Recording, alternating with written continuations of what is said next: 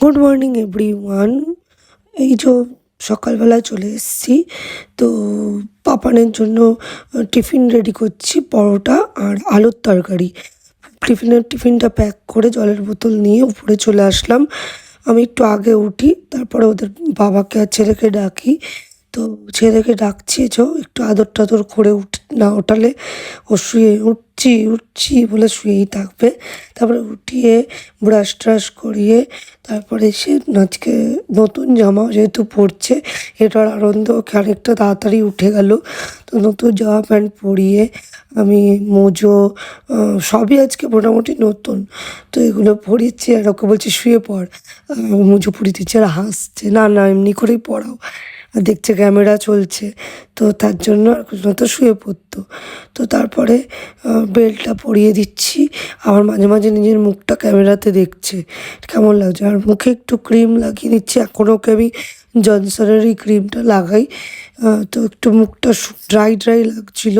Actually ওর স্কিনটা আমার মতন অত্যাধিক ড্রাই, কিন্তু তার জন্যই আমি একটু সকালবেলার টাইমে ক্রিম মাখিয়ে দিই। আর ও পছন্দ একেবারেই করে না ক্রিম মাখা, আবার গিয়ে পুছে দেয়।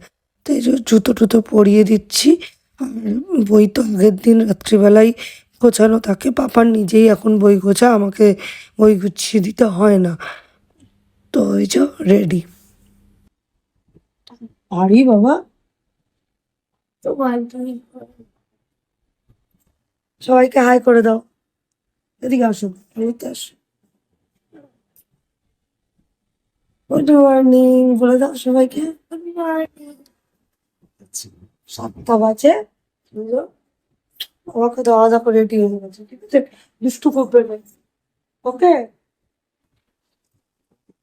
কি ভারী ব্যাগটা হয়েছে।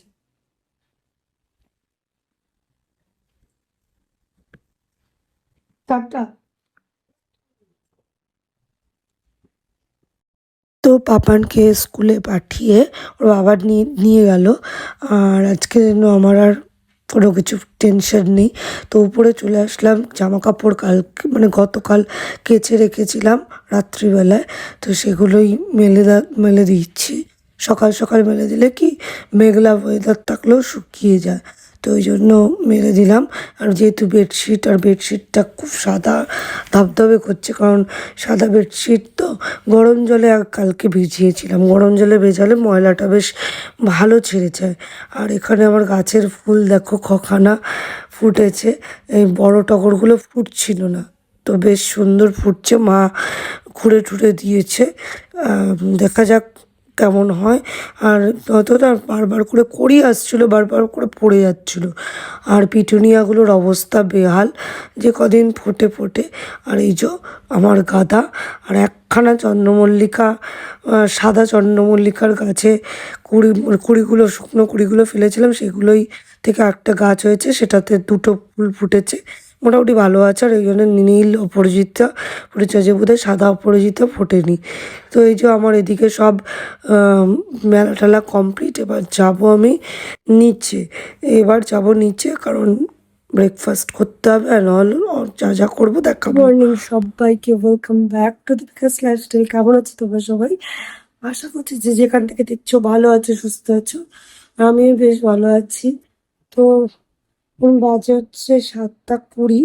তো এখন থেকে না, তোমরা দেখতেই পেলে অনেকক্ষণ, আরো 1 ঘন্টা আগে থেকে ব্লগটা স্টার্ট করেছি। তো কাজকর্ম মোটামুটি শেষ। শেষ বলতে কি, সকালের মোটামুটি উপরের কাজকর্ম শেষ। পাপার স্কুলে চলে গেল। আর এখন বিছানা টিছানা তুলবো, ঘর মুছবো, ঘর ঝাড় দেবো, মুছবো, এই তো। আর ডাস্টিং ফাস্টিং করবো, তারপরে নিচে যাব, নিচে গিয়ে তারপরে যা কাজকর্ম করবো। তো তোমাদের সাথে ব্লগটা শেয়ার করছি, অবশ্যই সঙ্গে থেকো, আশা করি ভালো লাগবে। দেখো কিরকম উইয়ার্ড একটা ব্রেকফাস্ট, মিষ্টি নিয়েছি আর ওদিকে হচ্ছে কি গ্রিন টি, আর কি বলবো। আর এখানে হচ্ছে চিকেন ধুয়ে রেখেছি, আর ভাত বসিয়ে দিয়েছি। আর ওদিকে আমি এই ব্রেকফাস্ট খাচ্ছি কেন, আজকে না কিছু খেতে ইচ্ছে করছে না। আর এদিকে চিকেনটাকে কষিয়ে নিচ্ছি। চিকেন তো আমি সব মাংসর সাথে যেটুকু মশলাপাতি ম্যারিনেট করে রাখি, তারপরে ঝোলের তেলে পেঁয়াজটা ভেজে মশলাটা দিয়ে কষিয়ে বাদবাকি তারপরে রান্না করি। এই যে ফাইনাল লুক। আজকে কড়াইটা থেকে না আর অন্য জায়গায় রাখিনি, ডাইরেক্ট টেবিলে নিয়ে চলে এসেছি, যেটুকু খাবো বাদবাকিটা তুলে রাখবো। আর এদিকে মার জন্য বেগুনি করেছি, ডাল সেদ্ধ আর স্যালাড। এই তো তো স্যালাডটাকে একটুখানি লেবু চিপড়ে শুধু বিট নুন দিয়ে মাখিয়ে রেখে দেবো, ওটাই পরে আমরা খাবো।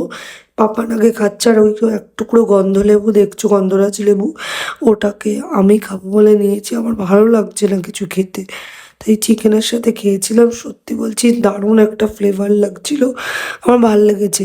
রাত্রিবেলাও আমি তাই গন্ধরাজ লেবু দিয়ে খেয়েছি। সো গাইস, এখন বাজছে 11টা। তো এখন উপরে এলাম, আজকে অনেকটাই লেট হয়ে গেল নিচ থেকে উপরে আসতে। একবারে উপরে এলাম কারণ মাঝখানে কোনো আসতে পারিনি।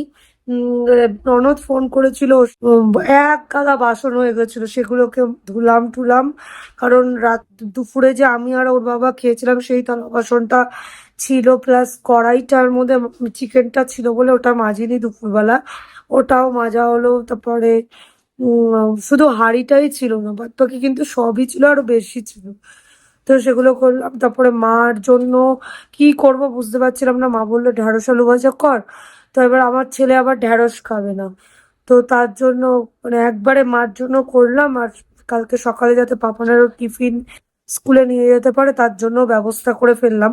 তো আগে আলুটা ভেজে তুললাম, তারপরে পাপানের জন্য রেখে তারপরে বাদ বাকি আলু ভাজাটার সাথে ঢেঁড়সটা ভেজে মাকে দিলাম দুটো রুটির সাথে। এই তো। আর পাপানকে কালকে সকালেই রুটি করে দেবো, তাহলে গরম গরম রুটিটা থাকবে। এই হচ্ছে গিয়ে ব্যাপার। আর তারপরে হচ্ছে কি বাসন টাসন মেজে সিঙ্ক টিঙ্ক মেজে গ্যাস স্ল্যাব পুছতে বেজে গেল 10:30। বাপানকে তখন নিচে ডাকলাম, বললাম খেয়ে নে, একেবারে খেয়ে দেই উপরে উঠবো। খেয়ে দিয়ে একেবারে মাঝে অ্যাকোরিয়ামের লাইট টাইট অফ করে তারপরে উপরে চলে এলাম। এবার উপরে এসে আর কিছু কাজ নেই, পাপান স্কুলের বই ওদিকে গোছাচ্ছে। ও তোমাদেরকে বলা হয়নি, আমি একটু সেট আপ চেঞ্জ করেছি। কম্পিউটার টেবিলটা আগে ওই বুক সেলফের ওখানে ছিল, ওটাকে নিয়ে এসছি এখানে। আর ওই পাশে পাপানের ওখানে দেখতে পাচ্ছ ওয়ার্ড্রপটা, ওটা ছিল হচ্ছে গিয়ে এইখানে। তো এইটাকে নিয়ে গেছি আবার ওখানে, ড্রেসিং টেবিলটা আরো কর্নারে নিয়ে গেছি। তো সেট আপটা এখন এইরকম লাগছে। আর পাপানের বুক সেলফটা ওই পাশে নিয়েছি, তোর সুবিধা হচ্ছে ওখান থেকে নিতে। আর মেনলি বাপানকে পূর্ব দিকে বসে পড়ার জন্য বলেছি। মানে তাই জন্য আমি আরো কম্পিউটার টেবিলটাকে এইদিকে নিয়ে এসেছি, তাহলে ও এই কিবোর্ডের এই জায়গাটা টেনে এটাকে প্রথমে না, তো ওখানে থাকলে কি কম্পিউটার টেবিলটার সেভাবে কোনোভাবেই ইউজেস হচ্ছিল না, জাস্ট ওর উপরে প্রিন্টারটা আর ল্যাপটপটাই থাকতো, আর যত হাড্ডা বাড্ডা জিনিস থাকতো। এই জিনিসগুলো মানে যাতে নেওয়ার মনে হচ্ছিল যেন একটা এক্সট্রা বার্ডেন ঘরটার মধ্যে। কম্পিউটার টেবিলটা বারবারই ওর বাবাকে বলতাম এটাকে কোথাও কাউকে দিয়ে দাও, কাউকে দিয়ে দাও। ওর বাবা কে নেবে এই টেবিল।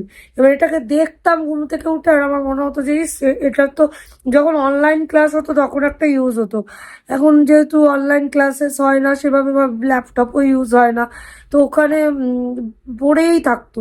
তা আর আর বুক টেবিলটা যখন এদিকে ছিল, ভাব ওইটা তো একটু ছোট বুক সেলফটা, এবার ওটার মধ্যে বাদবাকি জিনিসগুলো যে পেনের স্ট্যান্ড, ডাস্টবিন ওইসব রেখে থেকে একটু মানে একটু অল্প জায়গা থাকতো, সেই জায়গাটায় পাপান পড়তেই চাইতো না। পাপান সেই খাটের উপর বই বিলিয়ে বসে বসে পড়তো। তো এইটা এখানে আনাতে পাপান এখন সুন্দর দেখি, সকালেও জানি না এটা কন্টিনিউ হবে কিনা, সকালবেলা তো সুন্দর এখানটা বসে পড়াশোনা করে, রাত্রিবেলাতেও এখানটা বসে পড়াশোনা করে। তো ভালো সেট আপটা তৈরি করে দিয়েছি। আর ওই স্নেক প্ল্যান্টটা ওখানটা রেখেছি। বাবাই স্নেক প্ল্যান্টের যে ফুলের ওই জায়গাটা কি তুই কেটেছিস কোনোভাবে? কাটিসনি তো? কাটবি না বাবাই? মনে আছে মানি প্ল্যান্টের মাথা কেটে দিয়েছে, এক্সট্রা জিনিস ঝুলছিল, মানি প্ল্যান্টের মাথা কেটে দিয়েছে। তো এখন মানি প্ল্যান্টটা অনেক বড় হয়ে গেছে। স্নেক প্ল্যান্টের টপটা নিচে এইখানটা রাখা ছিল, এখানে রাখলে এখানটা আমি এই দরজাটা খুললে পরে এখানটা যে গ্যাপটুকু ওটার মধ্যেই চেয়ারটা রাখি। তাতে কি হয়, আমারও কোনো সময় কি এসে একটুখানি আহ মানে খুব টায়ার্ড লাগলে ওখানটা একটু হেলান দিয়ে বসে একটু জল টল খাই, ভালো লাগে। ওই স্নেক প্ল্যান্ট ওখানে রাখলে পরে ওখানে চেয়ারটা রাখা যাচ্ছিল না, তাই জন্য আমি বুক সেলফ মানে যেখানে পড়ার জায়গা সেখানটাই উঠিয়ে রাখলাম, ওখানে রাখাও, আর ওটা পূর্ব দিক যেহেতু রাখাও ভালো, তো বেশ ভালো লাগছে। আর আমি স্নেক প্ল্যান্টে জল তো ওইভাবে এখানে দিই না, আমি তুলে নিয়ে গিয়ে বাথরুম থেকে জল দিয়ে তারপরে রোদে রেখে একদিন তারপরে এনে আবার এখানে আর যথারীতি এখানে কোনো কাদা কাদা হওয়ার কোনো চান্সেসই থাকে না, তো ভাল লাগছে। আর আজকে তোমাদেরকে শেয়ার করেছি যে সরস্বতী উম, ওটা এসছে, ওটা তুলিস না বাবাই, জায়গা থেকে তুলতে নেই, তো ওটাকে প্রতিষ্ঠা করে দিয়েছি টেবিলটার উপরে। তো কেমন লাগছে তোমরা জানিও, দাঁড়াও দেখাচ্ছি।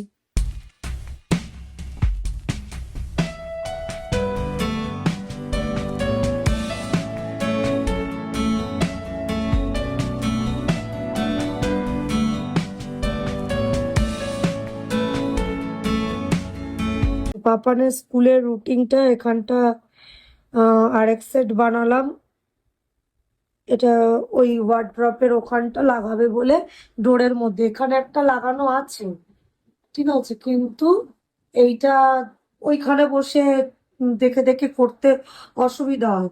আর এখানে লাগিয়েছি কারণ টেবিলে বসে রুটিন বা আমি অনেক সময় খাটে বসে দেখার চেষ্টা করি, তখন ওইখানটা খুলে দেখাচ্ছে, এখানে বসে দেখে বলে দিতে পারি যে এই এই সাবজেক্টগুলো পড়।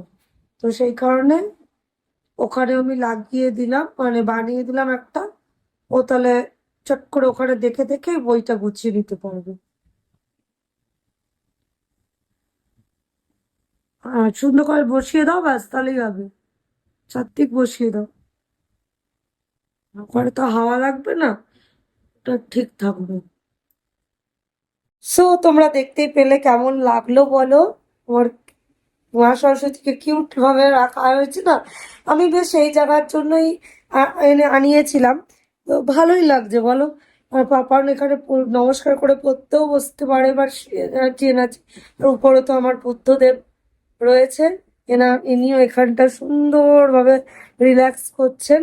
আর উপরে আমার এই যে ফটো, পাপানের আমাদের ফটো, ওইদিকে একটা ময়ূরের পেখম, আর এদিকে আমার মানি প্ল্যান্ট। আর এটা কিন্তু আমার পাপানের নিজের ডেকোরেটিভ বটলটা।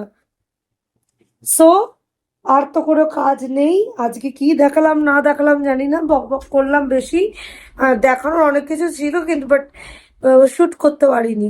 জামা কাপড় ভাবছিলাম আজকে ভাঁজ ভাঁজ করে জায়গাটা জায়গায় রেখে দেবো তাহলে ভালো হবে, কিন্তু আজকে আর আমার এনার্জি দিচ্ছে না অ্যাকচুয়ালি, চোরে রিল্যাক্সেশনের টাইমটা একটু কম পেয়েছি আজকে। তো যাই হোক, আজকে ব্লগটা যেটুকুই হয়েছে যা হয়েছে, এতক্ষণ দেখার জন্য খুব খুব খুব থ্যাংক ইউ তোমাদেরকে। আবারও দেখা হবে খুব শিগগিরই নতুন একটা ব্লগের সাথে, ততক্ষণ খুব ভালো থেকো, সুস্থ থেকো, আবারও দেখা হচ্ছে খুব শিগগিরই।